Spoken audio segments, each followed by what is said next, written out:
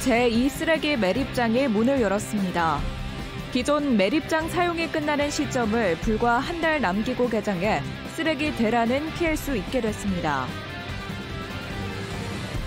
재활용이 안 되는 것으로 여겨지던 폐플라스틱과 폐유리병도 99% 자원으로 회수하는 기업이 충주에서 문을 열었습니다.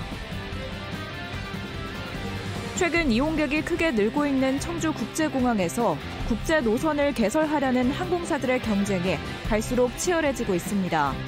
이스타 항공도 가세했습니다. 성관계를 유도한 뒤 협박해 수억 원의 합의금을 뜯어낸 일당이 경찰에 붙잡혔습니다. 술을 마시던 일행도 범인들과 한패였습니다.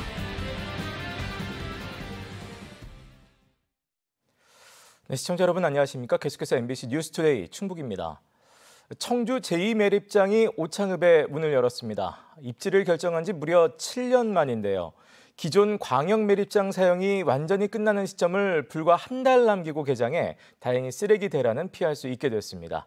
보도에 이병선 기자입니다.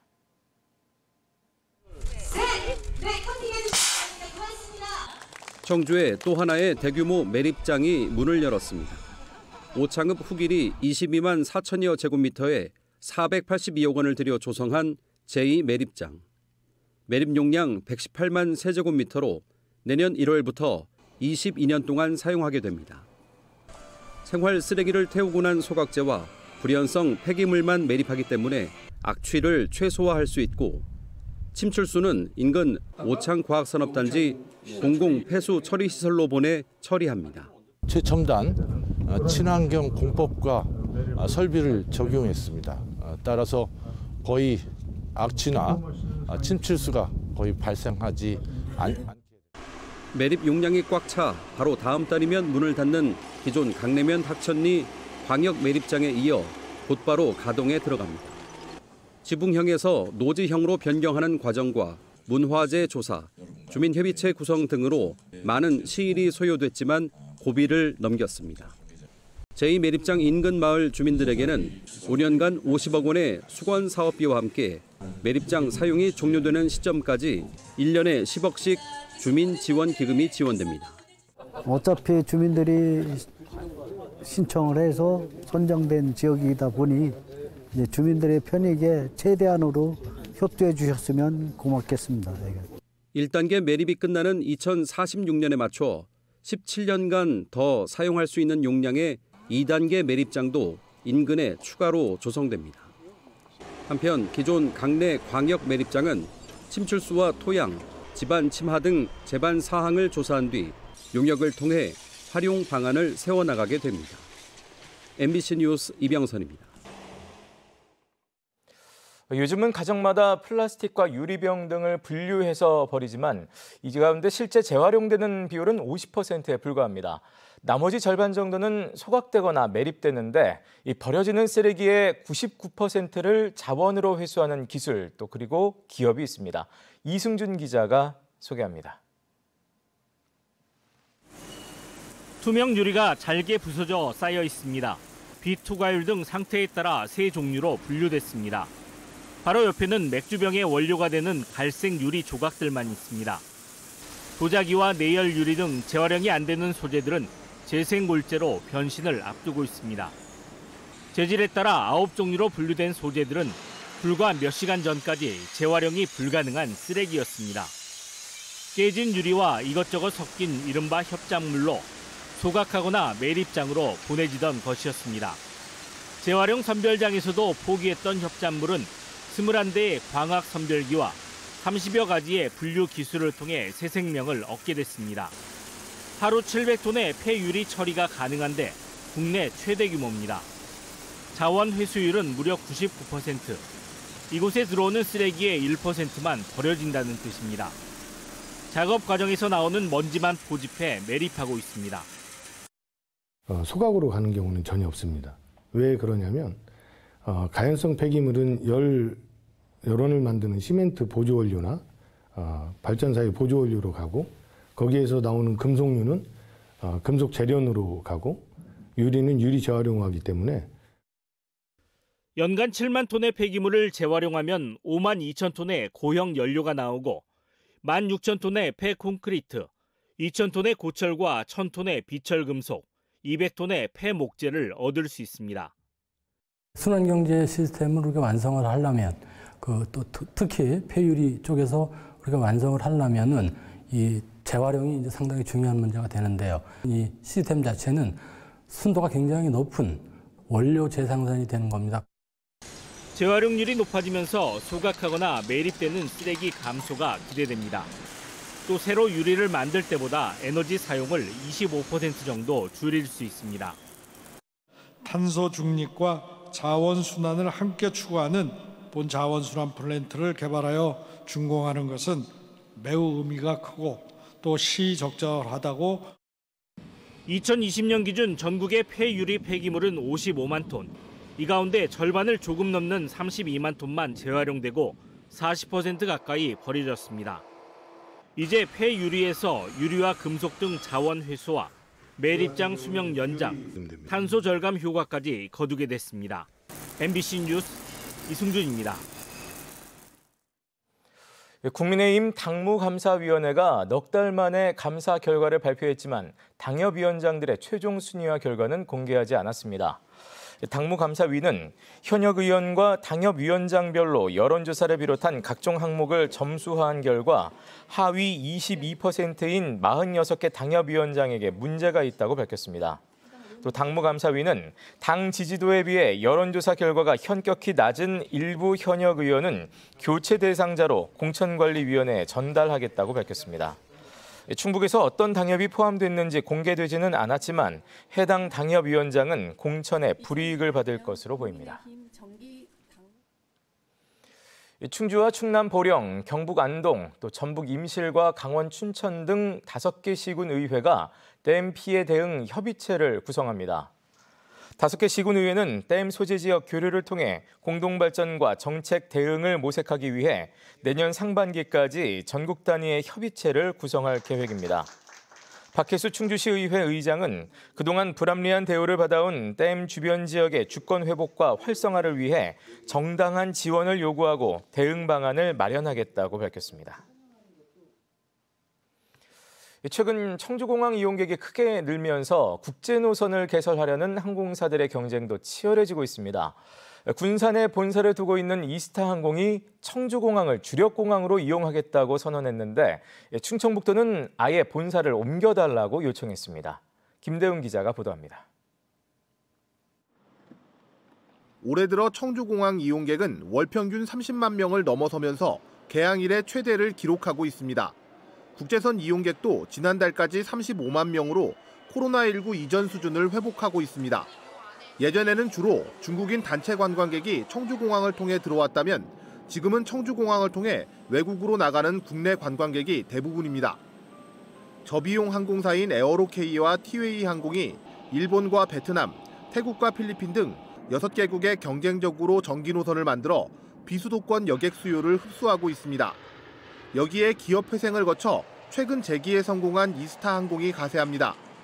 대표이사가 직접 충북도청을 방문해 청주를 주력공항으로 활용하고 지역 인재를 우선 고용하겠다고 업무 협약을 했습니다. 다음 달 청주 타이베이 노선을 시작으로 내년엔 중국 노선을 개설해 코로나19 이전 청주에서만 9개 국제 노선을 운항하던 과거의 영광을 되찾겠다는 겁니다. 2천만 이상의 수요가 충분히 돼 있다고 생각하고 실제로 많은 항공사들이 지금 청주공항으로 모여들고 있습니다. 그래서 저희도 이곳에서 제대로 한번 승부를 겨뤄볼 작정입니다. 김영환 충북지사는 군산 본사를 아예 청주로 이전해달라고 이스타항공에 공식 요청했습니다. 에어로케이를 포함한 우리 지금 지정 항공사만 가지고는 국제선 수요 또 지금 청주공항에 팽창되는 여러 가지 물류를 감당하기 어렵다고 생각하기 때문에. 하지만 기존 항공사들은 달갑지 않게 생각하고 있습니다. 청주공항은 항공기를 세워둘 주기장은 물론 정비 공간이 없고 여객청사와 사무공간도 태부족입니다. 한 항공사 관계자는 청주공항은 지금도 포화 상태라면서 항공사 유치에 앞서 시설 확충이 꼭 필요하다고 말했습니다. 개항 이래 최대 호황을 맞은 청주공항. 중부권 항공 수요를 감당하기 위해서는 관련 예산 확보가 무엇보다 시급해 보입니다. MBC 뉴스 김대웅입니다. 충청북도가 7조 1,401억 원 규모의 내년도 예산안을 도의회에 제출했습니다. 이는 올해 당초 예산보다 7.2% 늘어난 것입니다. 김영환 충북지사는 도정 연설을 통해 긴축재정 기조 아래 모든 투자 사업을 원점에서 재검토하고 불효불급한 사업은 세출 구조조정을 통해 재원을 마련했다며 민생 회복과 취약계층 지원 등에 집중 투자하겠다고 밝혔습니다. 성관계나 신체 접촉을 유도하고서 경찰에 신고하지 않는 대가로 수억 원의 합의금을 뜯어낸 일당이 경찰에 붙잡혔습니다. 이들은 친구나 학교 선후배 등 일행으로 함께 술자리를 하다 우연히 여성들과 합석한 것처럼 피해자들을 속여 유인했는데요. 범행에는 미성년자까지 동원됐습니다. 보도에 이지현 기자입니다. 비틀거리는 한 여성과 20대 남성이 숙박업소로 함께 들어옵니다. 3시간 반 정도 지나 혼자 나온 여성은 성폭행을 당할 뻔했다고 주장합니다. 하지만 술에 취한 듯한 모습도 성폭행도 모두 거짓말이었습니다. 경찰에 신고하지 않는 대가로 합의금을 뜯어낸 겁니다. 합의 원만하게 끝났고 이 일 이후로는 이제 뭐 아무것도 없는 걸로 이렇게 하는 걸로 잘 하자. 범행에는 미성년자까지 동원됐습니다. 미성년자라는 사실을 속이고 성관계를 유도한 뒤 보호자를 자청하며 합의를 종용했습니다.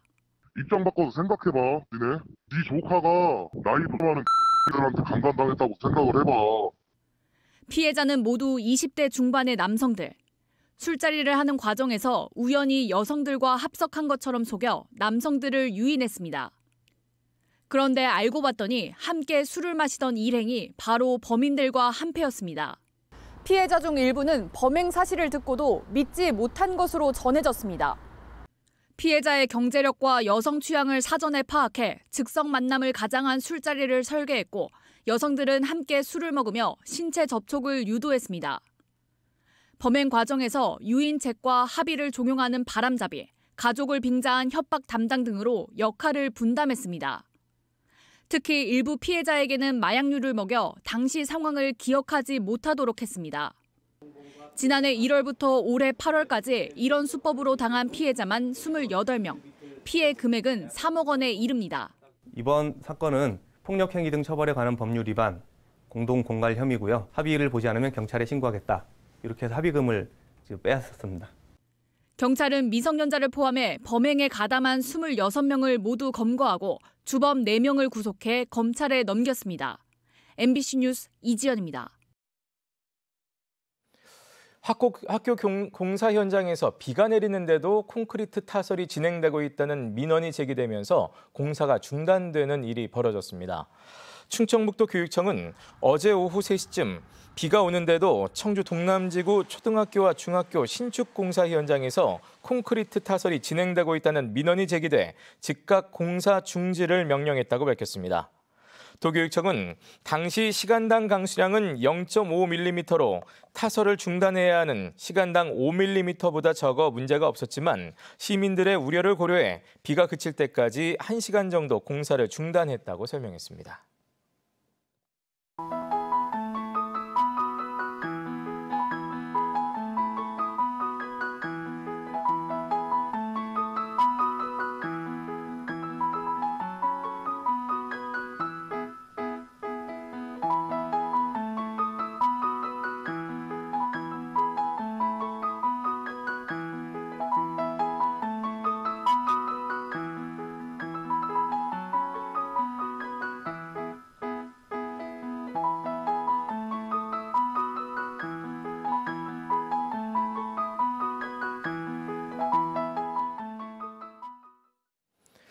올겨울부터 자기 집 앞에 눈을 잘 치운 제천 시민은 표창장을 받게 됩니다. 제천시는 내 집 앞 눈 치우기를 활성화하기 위해 올겨울부터 제설에 적극적으로 참여한 시민 4명을 선정해 표창장과 함께 감사패를 전달하기로 했습니다. 또 지역별로 제설이 우수한 읍면동 3곳을 선정해 지역 수건 사업비로 최대 4천만 원을 지원합니다. 앞서 제천시는 지난 2005년 조례 제정을 통해 내 집 앞 눈 치우기가 의무화됐지만 조례의 실효성이 문제가 되자 포상 기준을 만들었습니다. 충북 청주FC가 부산 아이파크와의 원정 경기에서 1대1 무승부를 기록하며 13개 팀 가운데 8위로 시즌을 마무리했습니다. 시즌 개막전에서 예상을 깨고 서울 이랜드를 3대2로 누르며 신생팀 돌풍을 일으킨 충북 청주FC는 최종전에서도 K리그 1 승격을 앞둔 부산과 1대1로 비기며 K리그2의 우승 향방을 바꿨습니다. 충북 청주는 이번 시즌 13승 13무 10패, 승점 52점으로 프로 데뷔 첫 해를 보냈습니다. 충북 청주FC는 지역사회와 함께하는 봉사활동 후 시즌 일정을 마무리 지을 예정입니다. 청주 KB스타즈의 박지수 선수가 2023-24 여자 프로농구 1라운드 MVP에 뽑혔습니다. 박지수는 1라운드 5경기에 출전해 평균 17.4득점과 리바운드 16.2개, 어시스트 6.2개를 기록했고 공헌도에서 전체 1위에 올랐습니다. 박지수의 라운드 MVP 선정은 개인 통산 14번째로 역대 최다 기록을 이어갔습니다. 한편 청주 KB스타즈는 어제 저녁 7시 청주체육관에서 열린 리그 1위 우리은행과의 2라운드 첫 경기에서 50대 45로 승리를 거뒀습니다. 충북 사회복지공동모금회가 다음 달 1일부터 희망 2024 나눔 캠페인 모금을 시작합니다.